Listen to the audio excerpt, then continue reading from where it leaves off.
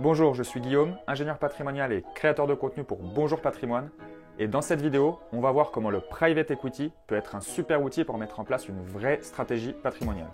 Avant de commencer, pour ceux qui ne l'auraient pas encore vu, on a déjà réalisé une vidéo explicative sur le private equity. Pour bien comprendre le sujet du jour, je vous invite vraiment à aller la regarder. Vous trouverez le lien dans la description de cette vidéo. Rentrons dans le vif du sujet. On va voir concrètement comment le private equity peut être utilisé dans une stratégie patrimoniale à travers deux exemples, la création de revenus futurs et la constitution d'un patrimoine cible. Pour bien comprendre les exemples qui suivent, sachez que nous sommes partis sur le principe que le fonds de private equity en question propose un décaissement progressif. Autrement dit, vous vous engagez sur 100 000 euros, mais les appels de fonds se réalisent sur 5 ans sur la base de 20 000 euros par an. Premier exemple, stratégie de création de revenus futurs. L'objectif ici, c'est de se générer des revenus complémentaires à partir d'une date donnée. En l'occurrence, se générer 50 000 euros de revenus complémentaires à partir de la 10e année. Dans les faits, comment ça se passe? Regardons précisément comment se passe la première année. Vous vous engagez sur 103 000 euros. Les appels de fonds, comme on vous l'a expliqué, se réalisent eux sur 5 ans. En l'occurrence, la première année, vous n'aurez donc décaissé que 21 000 euros. Il n'y a aucune distribution et donc le flux de trésorerie annuel, lui, est de moins 21 000 euros.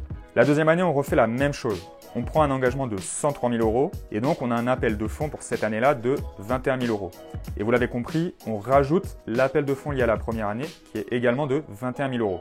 Évidemment, les chiffres sont arrondis ici. Pour les plus matheux d'entre vous, 21 plus 21, ça fait bien 42 et pas 41. Chaque année, on refait la même chose. On s'engage à chaque fois sur 103 000 euros. Mais ce qui va changer, c'est qu'à partir de l'année 4, vous allez commencer à percevoir des distributions. En effet, le premier millésime sur lequel vous avez investi commence à distribuer des revenus. Et à partir de là, tout s'enchaîne. Vous allez donc continuer à percevoir des distributions liées au millésime sur lequel vous avez investi. Et c'est à partir de l'année 7 où le mécanisme s'autofinance. Les distributions payent les engagements annuels. Et enfin, vous pouvez le voir, à partir de l'année 10, on répond bien à notre objectif. On génère 50 000 euros de revenus annuels par an. Pour conclure, pour répondre à notre objectif, on a donc eu besoin de décaisser jusqu'à 319 000 euros et en parallèle, on s'est constitué un patrimoine d'1 demi-million d'euros. Avant de commencer sur notre deuxième exemple, je vous invite à vous rendre sur notre site gestiondepatrimoine.com pour y retrouver tous nos contenus, nos podcasts, nos articles, nos guides et notamment notre guide Private Equity où vous y retrouverez ces deux exemples et plein d'autres informations. Deuxième exemple, constituer un patrimoine cible futur identifié. L'idée ici, c'est de se constituer un patrimoine de 2 millions d'euros. On reprend le même tableau que tout à l'heure, mais ici le montant de l'engagement n'est plus de 103 000 euros, mais de 236 000 euros. Le fonctionnement est le même. À partir de l'année 4, vous commencez à percevoir des distributions et à partir de l'année 7, le montage s'autofinance. Oui, les chiffres sont toujours arrondis.